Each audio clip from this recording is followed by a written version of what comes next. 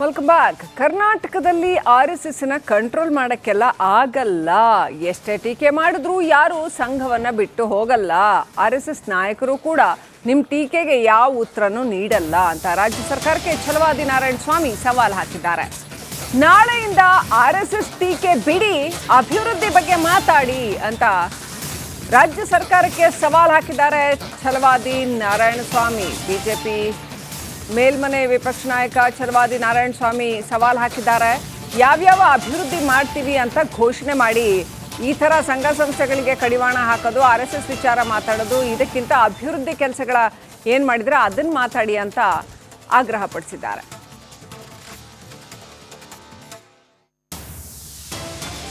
Sir, ಇವತ್ತು ಭಾಳ ದೊಡ್ಡ ಮಟ್ಟದಲ್ಲಿ RSSನ ವಿಚಾರವನ್ನು ತಂದು ಚರ್ಚೆಯನ್ನು ಮಾಡ್ತಾ ಇದ್ದಾರೆ ಸರ್. ಇದು ಇಡೀ ಏನು ಸರ್ಕಾರದ ವೈಫಲ್ಯಗಳನ್ನು ಮುಚ್ಚಾಕೊಳ್ತಿದೆ. ಸೊ ಹೀಗಾಗಿ RSSನ ಎಳೆದು ತಂದಿದೆ ಅನ್ನೋಂಥದ್ದು ಸರ್, ತಾವೇನು ಹೇಳ್ತೀರಾ? ಅದು ಸತ್ಯ ಇದೆ ಅದರಲ್ಲಿ. ಯಾಕೆಂತಂದರೆ ಸರ್ಕಾರ ಎಲ್ಲ ಹಂತಗಳಲ್ಲೂ ಸಂಪೂರ್ಣ ವಿಫಲವಾಗಿದೆ. ಭ್ರಷ್ಟಾಚಾರದಲ್ಲಿ ನಂಬರ್ 1 ಸರ್ಕಾರ, ಅಭಿವೃದ್ಧಿ ಶೂನ್ಯವಾದ ಸರ್ಕಾರ, ಜನರ ಸಂಕಷ್ಟಗಳಿಗೆ ಸ್ಪಂದಿಸಲಾರದ ಸರ್ಕಾರ, ದಲಿತರು ಈ ರಾಜ್ಯದಲ್ಲಿ ಇವತ್ತು ಎಂದೂ ಕಾಣದಂಥ ಹಿಂಸೆಯನ್ನು ಅನುಭವಿಸ್ತಾ ಇದ್ದಾರೆ. ಎಲ್ಲಿ ನೋಡಿದರೂ ಮರ್ಡರ್ಗಳಾಗ್ತಿದೆ. ನೋಡಿ, ಸಿಂದಗಿಯಲ್ಲಿ ಮರ್ಡರ್ ಆಯಿತು, ಇದರಲ್ಲಾಯಿತು, ಬಿಜಾಪುರದಲ್ಲಿ, ಸೊ ಗುಲ್ಬರ್ಗಾದಲ್ಲಿ ಇದಾಯಿತು. ಆಫೀಸರ್ಗಳು ಸೂಸೈಡ್ಗಳು ಮಾಡ್ಕೊಳ್ತಿದ್ದಾರೆ. ಮೈಸೂರಿನಲ್ಲಿ ಒಂದು ಹೆಣ್ಣು ಮಗನ ಮೇಲೆ ಅತ್ಯಾಚಾರ ಆಗಿ ಕೊಲೆ ಮಾಡಲಾಗಿದೆ. ಅನೇಕ ಸಮಸ್ಯೆಗಳಿದೆ.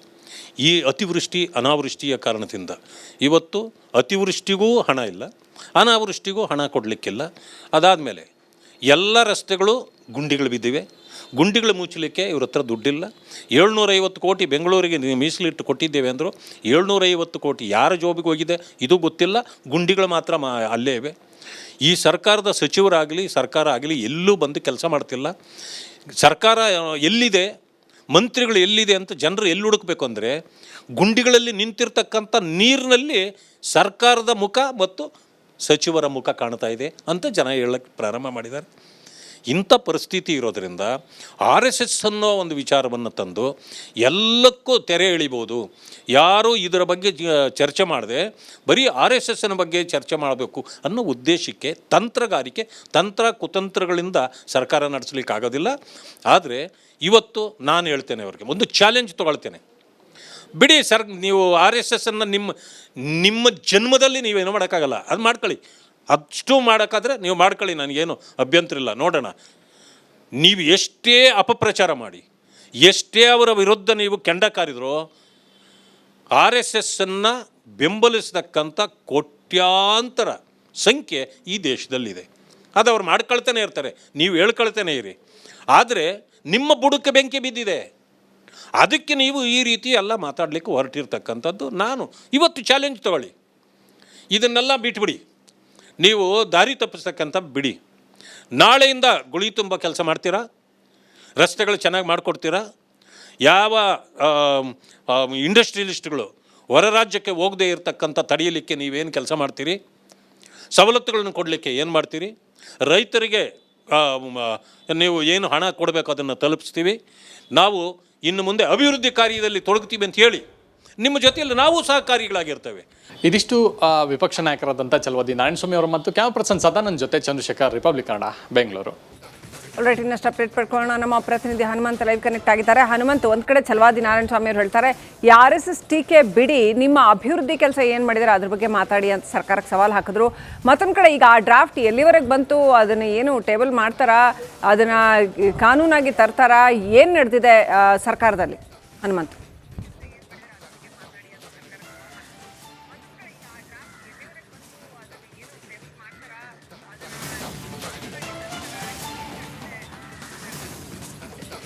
ಶ್ರೀಲಕ್ಷ್ಮಿ, ಒಂದು ಸರ್ಕಾರ ಈಗಾಗಲೇ ಎಲ್ಲ ಹಂತದ ತಯಾರಿಗಳನ್ನು ಮಾಡಿಕೊಂಡೇ ಈ ಒಂದು ವಿಚಾರಕ್ಕೆ ಕೈ ಹಾಕಿದೆ ಅಂತಂದು ಹೇಳಿದ್ರೆ ತಪ್ಪಾಗ್ಲಿಕ್ಕಿಲ್ಲ.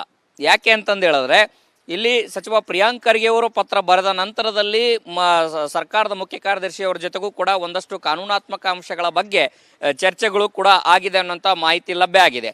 ನಿನ್ನೆ ತೆಗೆದುಕೊಂಡಂತಹ ಸಚಿವ ಸಂಪುಟ ಸಭೆಯಲ್ಲಿ ತೆಗೆದುಕೊಂಡಂತಹ ನಿರ್ಧಾರಗಳೇನಿದೆ, ಆ ಒಂದು ನಿರ್ಧಾರಗಳಿಗೆ ಈಗಾಗಲೇ ಎಲ್ಲ ಹಂತದ ಒಂದು ಸಚಿವರ ಅಭಿಪ್ರಾಯವನ್ನ ಪಡೆದ ನಂತರದಲ್ಲಿ ಈಗ ಸಚಿವರು ಹೇಳಿದಂಥದ್ದು ಸಾರ್ವಜನಿಕ ಸ್ಥಳಗಳಲ್ಲಾಗಿರ್ಬೋದು ಮತ್ತೆ ಸರ್ಕಾರಿ ಸ್ವಾಮ್ಯದ ಜಾಗಗಳಲ್ಲಾಗಿರ್ಬೋದು ಮತ್ತೆ ಸರ್ಕಾರಿ ಶಾಲೆಗಳು, ಅನುದಾನಿತ ಶಾಲೆಗಳು ಮತ್ತೆ ಹಾಸ್ಟೆಲ್ಗಳು ಎಲ್ಲೆಲ್ಲಿ ಈ ರೀತಿಯ RSS ಬೈಠಕ್ಗಳು ಮಾಡ್ತಾ ಇತ್ತು ಸರ್ಕಾರಿ ಜಾಗಗಳಲ್ಲಿ ಅಲ್ಲೆಲ್ಲವೂ ಕೂಡ ನಿರ್ಬಂಧ ಹೇರುವಂತ ಕೆಲಸವನ್ನ ಮಾಡಿದೆ.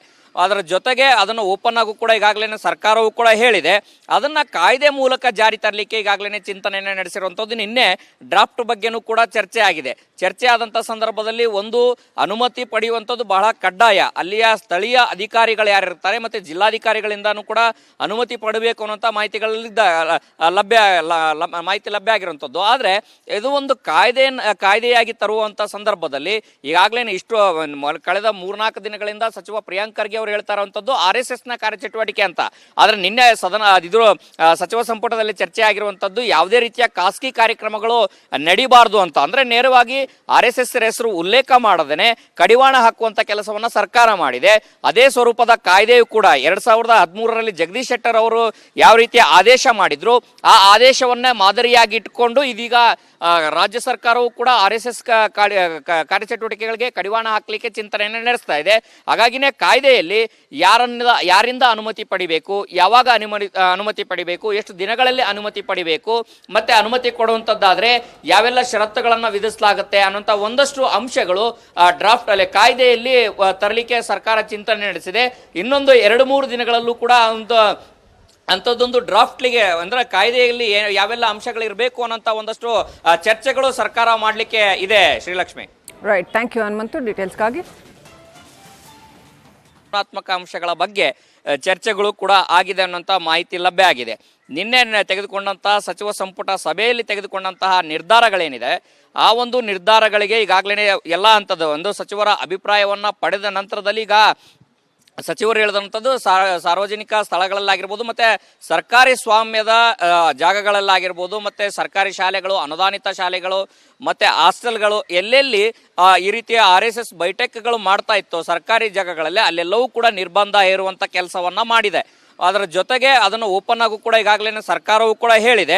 ಅದನ್ನ ಕಾಯ್ದೆ ಮೂಲಕ ಜಾರಿ ತರಲಿಕ್ಕೆ ಈಗಾಗಲೇ ಚಿಂತನೆಯನ್ನು ನಡೆಸಿರುವಂಥದ್ದು. ನಿನ್ನೆ ಡ್ರಾಫ್ಟ್ ಬಗ್ಗೆನೂ ಕೂಡ ಚರ್ಚೆ ಆಗಿದೆ. ಚರ್ಚೆ ಆದಂಥ ಸಂದರ್ಭದಲ್ಲಿ ಒಂದು ಅನುಮತಿ ಪಡೆಯುವಂಥದ್ದು ಬಹಳ ಕಡ್ಡಾಯ. ಅಲ್ಲಿಯ ಸ್ಥಳೀಯ ಅಧಿಕಾರಿಗಳು ಯಾರಿರ್ತಾರೆ ಮತ್ತೆ ಜಿಲ್ಲಾಧಿಕಾರಿಗಳಿಂದಾನು ಕೂಡ ಅನುಮತಿ ಪಡಬೇಕು ಅನ್ನೋಂಥ ಮಾಹಿತಿಗಳಿಂದ ಮಾಹಿತಿ ಲಭ್ಯ ಆಗಿರುವಂಥದ್ದು. ಆದರೆ ಇದು ಒಂದು ಕಾಯ್ದೆಯಾಗಿ ತರುವಂಥ ಸಂದರ್ಭದಲ್ಲಿ ಈಗಾಗಲೇ ಇಷ್ಟು ಕಳೆದ 3-4 ದಿನಗಳಿಂದ ಸಚಿವ ಪ್ರಿಯಾಂಕ್ ಖರ್ಗೆ ಅವರು ಹೇಳ್ತಾ ಇರುವಂತದ್ದು RSS ನ ಕಾರ್ಯಚಟುವಟಿಕೆ ಅಂತ. ಆದ್ರೆ ನಿನ್ನೆ ಸಚಿವ ಸಂಪುಟದಲ್ಲಿ ಚರ್ಚೆ ಆಗಿರುವಂತದ್ದು ಯಾವುದೇ ರೀತಿಯ ಖಾಸಗಿ ಕಾರ್ಯಕ್ರಮಗಳು ನಡೀಬಾರದು ಅಂತ. ಅಂದ್ರೆ ನೇರವಾಗಿ RSS ಹೆಸರು ಉಲ್ಲೇಖ ಮಾಡದೇನೆ ಕಡಿವಾಣ ಹಾಕುವಂತ ಕೆಲಸವನ್ನ ಸರ್ಕಾರ ಮಾಡಿದೆ.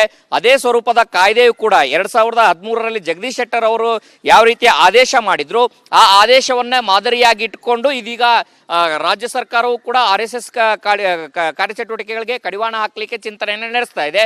ಹಾಗಾಗಿನೇ ಕಾಯ್ದೆಯಲ್ಲಿ ಯಾರಿಂದ ಅನುಮತಿ ಪಡಿಬೇಕು, ಯಾವಾಗ ಅನುಮತಿ ಪಡಿಬೇಕು, ಎಷ್ಟು ದಿನಗಳಲ್ಲಿ ಅನುಮತಿ ಪಡಿಬೇಕು, ಮತ್ತೆ ಅನುಮತಿ ಕೊಡುವಂತದ್ದಾದ್ರೆ ಯಾವೆಲ್ಲ ಷರತ್ತುಗಳನ್ನ ವಿಧಿಸಲಾಗುತ್ತೆ ಅನ್ನೋಂಥ ಒಂದಷ್ಟು ಅಂಶಗಳು ಡ್ರಾಫ್ಟ್ ಅಲ್ಲಿ ಕಾಯ್ದೆಯಲ್ಲಿ ತರಲಿಕ್ಕೆ ಸರ್ಕಾರ ಚಿಂತನೆ ನಡೆಸಿದೆ.